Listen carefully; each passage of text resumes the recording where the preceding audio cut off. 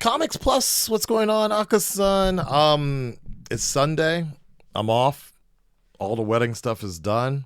I'm just recuperating right now. Don't I go back to work tomorrow? So we're streaming on Twitch right now, and we're gonna take a look at Shogun, the official trailer. Hiroyuki Sanada, Cosmo Jarvis, and Anna Sawai. It's on FX. Let's see if a lot of you guys have been asking me to look at this. To be honest, in my opinion, I'm just saying it's hard because there's kind of like there's Japan and then there's Japanese Hollywood Japan and then there's Hollywood Japan. So I'm really wondering where this is gonna fall. As much as I like Hiroyuki, Mr. Sanada, I also noticed that he tends to get typecast a lot as like the stereotypical Japanese dude. Like John Wick comes to mind, where I'm just like, all right, okay. At least Zack Snyder put him in a role that wasn't like, oh, he's just some samurai ninja guy. So I'm a little concerned about that, but we'll see. Let's take a look. Yeah, the usual Japanese gangster dude. Like I'm very hesitant about that. Like, I'm glad that he's getting work, but he's become like the new default Asian guy they use, a Japanese guy to use for every Japanese story. And it's kind of like he's the new Ken Watanabe, basically. And I'm kind of mixed on that right now. Get over here! Well, let's take a look. Let's see if, you know what? I could be wrong. Let's take a look. Fighting Hawkeye, right? He was, all right, here we go.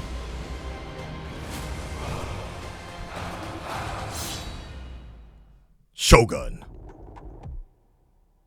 Do not be fooled by our politeness. Our bows are maze of rituals. Death is in our air. And sea and earth. Just remember. We live and we die. We control nothing beyond that. That man's nose just flared up. So I can't explain this exactly. It's going to sound offensive regardless, but the fact that that man's nose just flared up a little bit.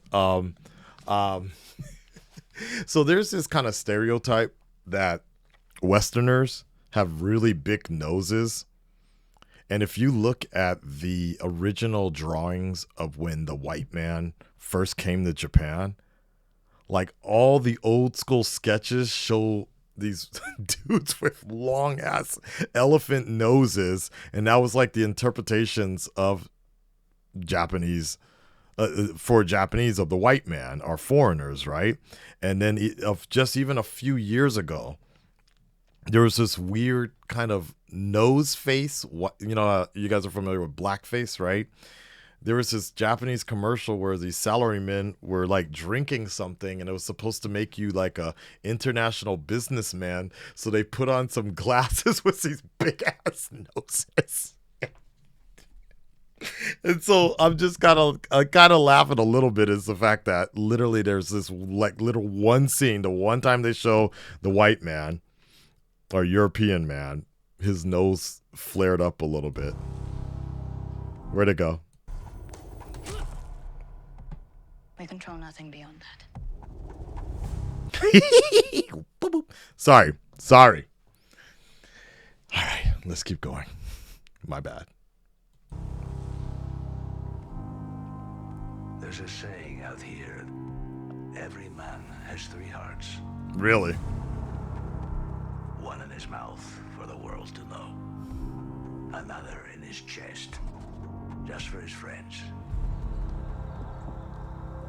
And a secret heart, buried deep. Where no one can find it.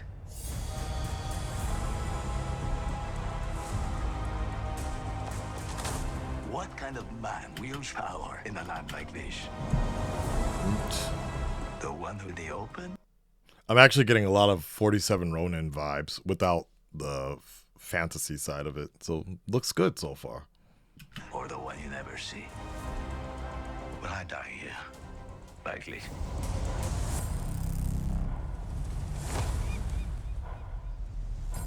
Get over here. Oh, fuck. War is coming. Oh, are those Portuguese? Life and death are the same. That looks straight out of Ghost of Tsushima.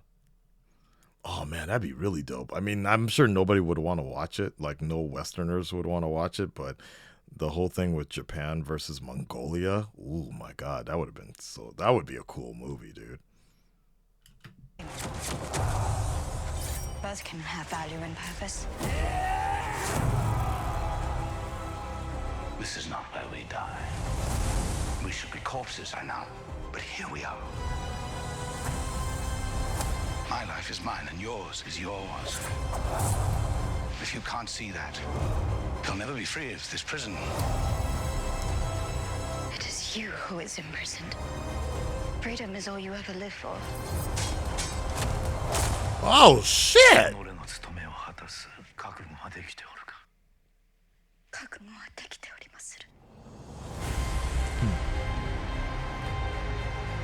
I wonder how accurate their Japanese is. To me, it sounds accurate to me, but there's many, many times where if they want to redo what happens is a lot of these movies, when they come to Japan, it's actually redubbed.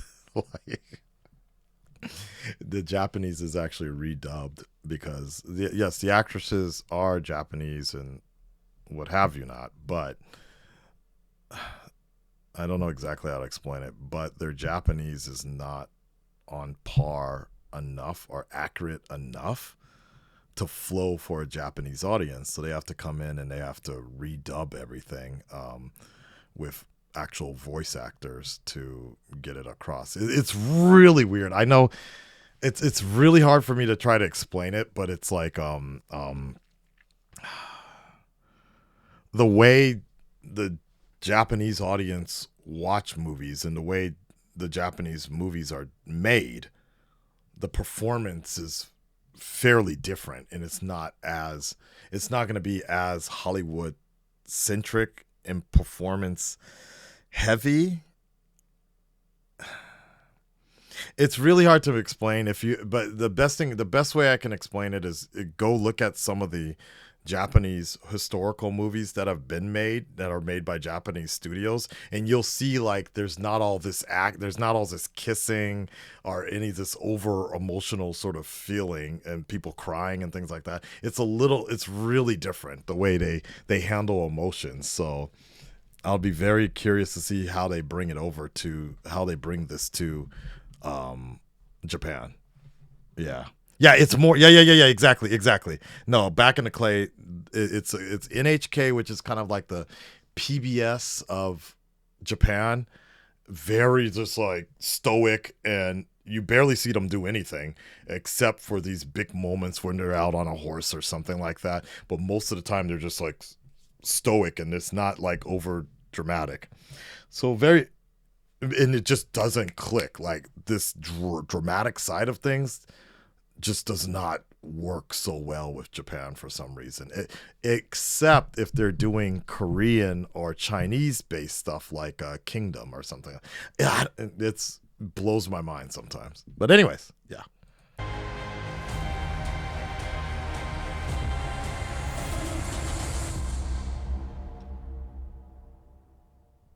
Like, what's her name? That chick from Pacific Rim.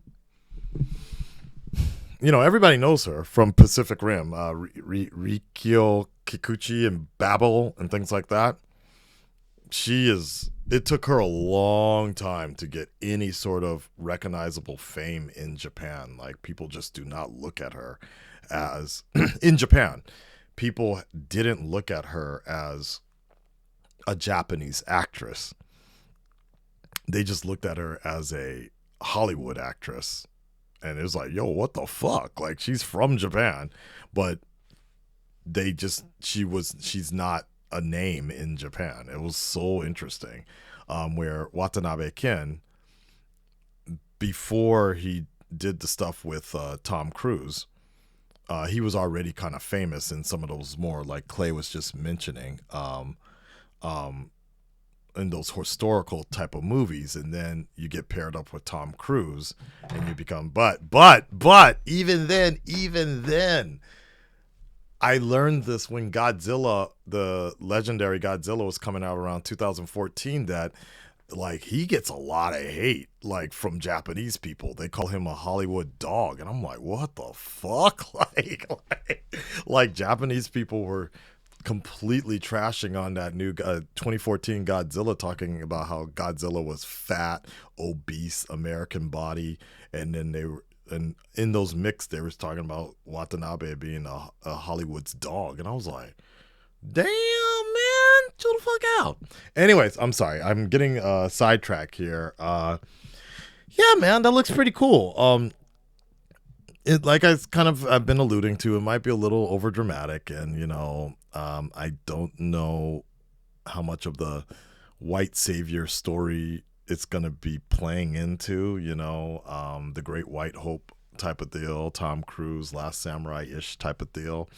But it'll be interesting to see how it plays out. That's all I'm going to say, basically. Other than that, I mean, visually, it just looked really dope, the way they were taking people out. I would love to see how accurate it's all going to be. And I'm sure somebody out there will be having those discussions for another day. Fatzilla. All right, y'all. Red Your Nation, stand up, speak up. Let me know what you guys think about Shogun. Yo!